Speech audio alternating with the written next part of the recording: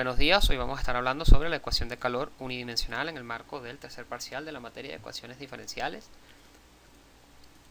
Bien, contenido. Vamos a empezar con la deducción de la ecuación de calor unidimensional homogénea. Vamos a hablar un poco sobre la condición inicial y las condiciones de frontera. Vamos a realizar un ejemplo homogéneo. Luego vamos a hablar sobre el modelo de ecuación de calor no homogénea y un ejemplo no homogéneo. Bien, deducción del modelo. Supongamos una varilla circular delgada de longitud L, que tiene un área transversal A, que coincide con el eje X en el intervalo de 0 a L, tal cual como se ve a continuación. Una varilla muy delgada que coincide en dirección del eje X. Vamos a hacer las siguientes suposiciones en el modelo. Primero, que el flujo de calor únicamente va en dirección del eje X. Segundo, la superficie lateral de la varilla se encuentra aislada. Tercero, no hay generación de calor interna. Cuarto, el volumen es constante. Quinto, el calor específico y la conductividad térmica son constantes. Bien, para obtener la ecuación o el modelo matemático se requieren las siguientes leyes empíricas. Vamos a necesitar de la primera ley de la termodinámica, que viene de la conservación de la energía, donde el calor es igual a lambda por m por u. Y la ley de Fourier, donde el calor es igual a menos k por el área por la derivada de u con respecto a x. K, conductividad térmica, y este señorito lambda, calor específico. Ahora, al igualar dichas cantidades y emplear conceptos del cálculo, se llega a la ecuación K por la derivada segunda de u con respecto a x dos veces igual a la derivada de u con respecto a t, donde K es el coeficiente de difusividad térmica, esta K que está aquí, que no es esta misma, ¿ok? Es un conglomerado de todas las constantes, masa, lambda y K. Bien, condición inicial y condiciones de frontera. Ahora, esta ecuación se tiene que resolver con ciertas condiciones. Condición inicial. Condición a tiempo cero, es decir, t igual a 0, y representa la distribución de temperaturas inicial. Representa una función u de x, 0, que es igual a una función netamente de x. Condiciones de frontera. Vamos a tener condiciones de Dirichlet. Representan la temperatura en un extremo de la varilla, es decir, u de lt igual a u sub 0, un ejemplo. Es decir, en el extremo derecho de la varilla la temperatura es u sub 0. Condiciones de Newman representan que el extremo de la varilla se encuentra aislado térmicamente, es decir, la derivada de u con respecto a x en el extremo izquierdo, en 0t, es igual a 0, es decir, el extremo izquierdo estaría aislado. Y condiciones de Robin pueden representar pérdidas de calor al medio ambiente o hacia entornos, como por ejemplo, la derivada de u con respecto a x en 0t es igual a menos 5 por la derivada de u en 0t más 10. Bien, vamos a realizar un ejemplo homogéneo. Determine la distribución de temperatura en una barra delgada, homogénea, aislada lateralmente y sin generación de calor en la misma, si su longitud es de pi metros y el coeficiente de difusividad térmica es 4. Ahí no lo pone, pero es 4. Sabiendo que su extremo izquierdo se mantiene a 0 grados centígrados y el extremo derecho está aislado.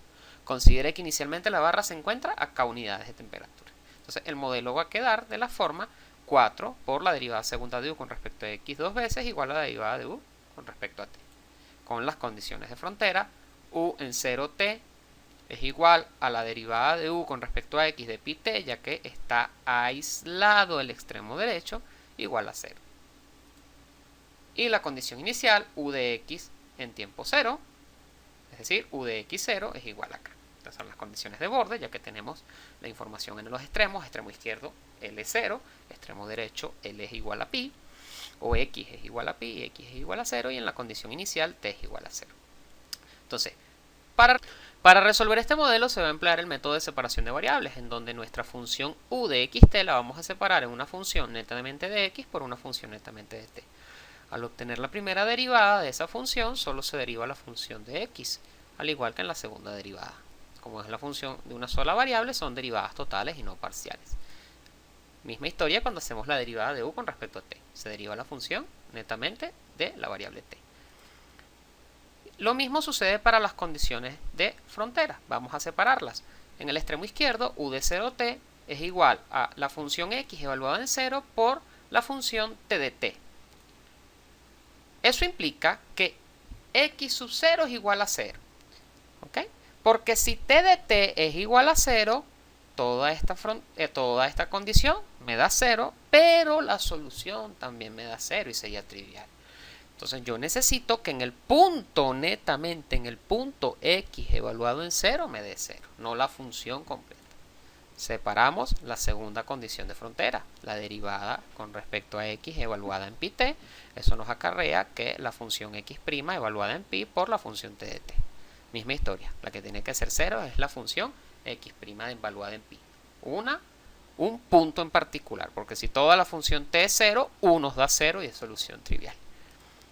Ahora, aplicando nuestro modelo, o nuestras derivadas en el modelo, mejor dicho, nos va a quedar 4 veces la derivada segunda de la función x por t de t, igual a x de x por t' de t. Agrupando las funciones de x en el extremo izquierdo y las funciones de t en el extremo derecho, nos va a quedar esto que está aquí. El 4 lo vamos a poner en las funciones de t, ya que es más cómodo. Y todo eso va a ser igual al menos lambda.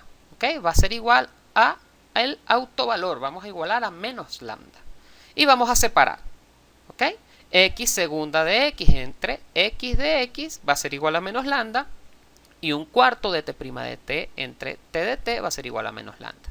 Y al despejar y igualar a 0, nos queda esta primera ecuación con estas condiciones de frontera y esta ecuación, ¿ok? Que son problemas de Sturlubin. Entonces primero se resuelve el de x y después el de t con el resultado anterior. Al resolver el primer Sturlubin, el de x, vamos a llegar a esta solución, que x sub n de x es igual a b sub n seno de 2n menos 1 entre 2 por x, donde lambda es igual a 2n menos 1 entre 2 todo al cuadrado. Al tener ese resultado lo sustituimos en la ecuación de t y obtenemos la solución. T sub n de t es igual a c sub n por e a la menos 4 por 2n menos 1 entre 2 todo al cuadrado por t. Y ahora, la solución u va a ser x sub n de x por t sub n de t. ¿Qué significa? Que tenemos esta solución que está acá. Pero eso depende de n, es decir, si n es 1 me va a dar una función, si n es 2 me va a dar otra función, si n es 3 me va a dar otra función, y todas esas son soluciones de la ecuación, ¿ok? Entonces, vamos primero a agrupar las constantes y nos queda esta solución que está aquí. Ahora, por principio de superposición, yo puedo sumar todas las soluciones cuando n es 1, cuando n es 2, cuando n es 3, quedando la sumatoria de todas ellas. Es decir, que u de xt es igual a la sumatoria de n igual a 1 infinito de a sub n por seno de 2n menos 1 entre 2 por x por la exponencial de menos 4 por 2n menos 1 entre 2 al cuadrado por t. En donde nos queda es determinar esta constante a sub n. Para ello voy a hacer uso de la condición inicial. Evaluamos a tiempo 0, ¿verdad? Donde vemos t, colocamos 0. ¿Y qué nos queda?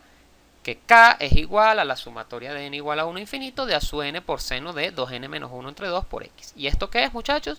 Una serie de Fourier senoidal.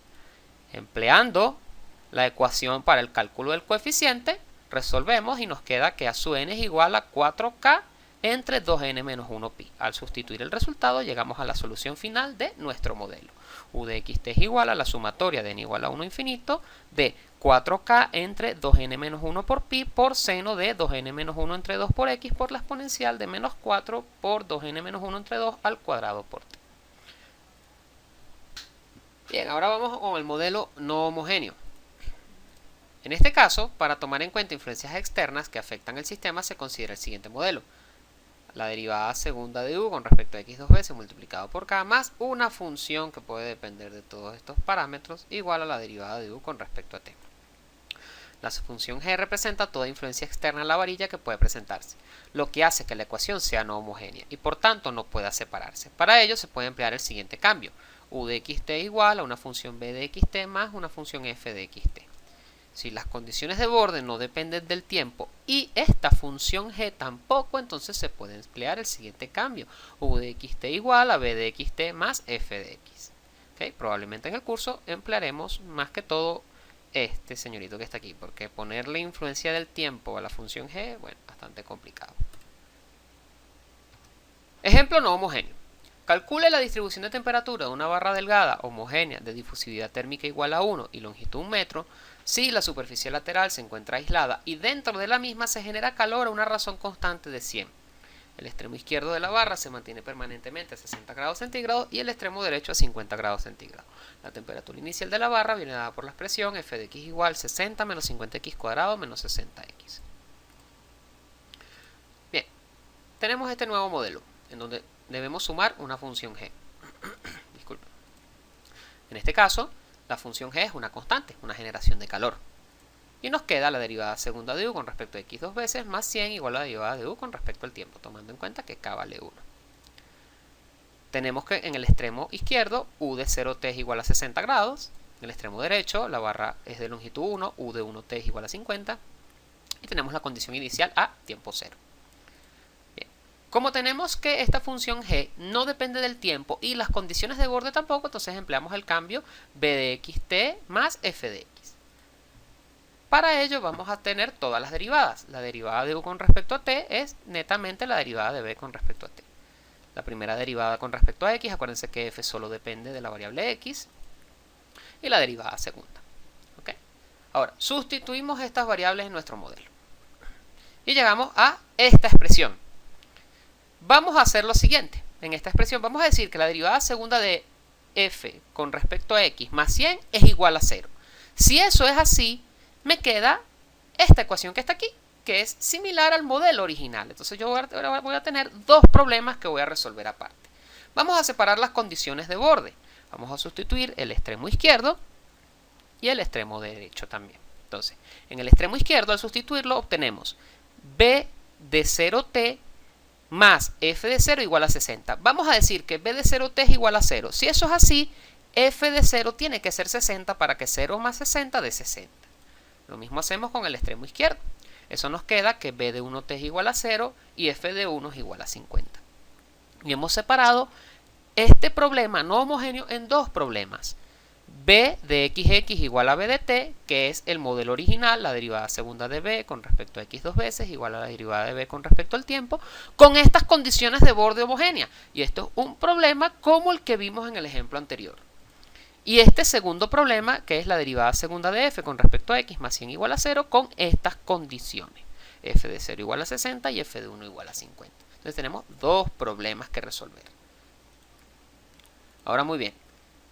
Para la solución de b, nos va a quedar haciendo el procedimiento anterior esta solución que está aquí. b de xt igual a la sumatoria de n igual a 1 infinito de a sub n por seno de n pi x por e a la menos n por pi al cuadrado por t. ¿Cómo lo hice? Asumimos que la función b, separo variables, es una función de x por una función de t, separo igual a 1 menos lambda, hago el Sturlupil, tomo el resultado para resolver la ecuación del tiempo y llego a esta ecuación. Eso se lo dejo a ustedes. Vamos con la segunda parte, el segundo problema. La solución de esta ecuación es f de x igual a menos 50x cuadrado más bx más c, integrando dos veces. Si sustituimos en la primera condición de borde, f de 0 es igual a c, donde c es igual a 60. Sustituyo en la segunda ecuación, en la segunda condición, y nos queda que b es 40. Por lo tanto, teniendo el valor de c y el valor de b, llego a que f de x es igual a menos 50x cuadrado más 40x más 60. Recordamos que nosotros venimos de esta solución, u de xt es igual a b de xt más f de x. Es decir, tengo que sumar este señor más este señor para obtener la solución final. ¿Qué nos falta? Hallar la constante a. Y para ello, sustituyo en la condición inicial. Al sustituir en la condición inicial a tiempo 0, nos va a quedar lo siguiente. Esto que está aquí. Simplificamos todos los términos polinómicos y llegamos a que menos 100x es igual a la sumatoria de n igual a 1 infinito de a sub n por seno de n pi x. Y nuevamente tenemos una serie de Fourier senoidal. Aplicando los conceptos vistos en la clase número 1, vamos a obtener que la sub n se puede calcular de esta forma, donde a sub n es igual a 200 entre n pi por menos 1 a la n. Sustituyendo ese valor en nuestra función u de xt, vamos a llegar a que esta es la solución. U de xt igual a menos 50x cuadrado más 40x más 60 más la sumatoria de n igual a 1 infinito de 200 entre n pi por menos 1 a la n por seno de n pi x por la exponencial de menos n pi todo al cuadrado por t. Bueno muchachos, eso ha sido todo. Muchísimas gracias por su atención. Si tienen alguna duda, no duden en escribirme.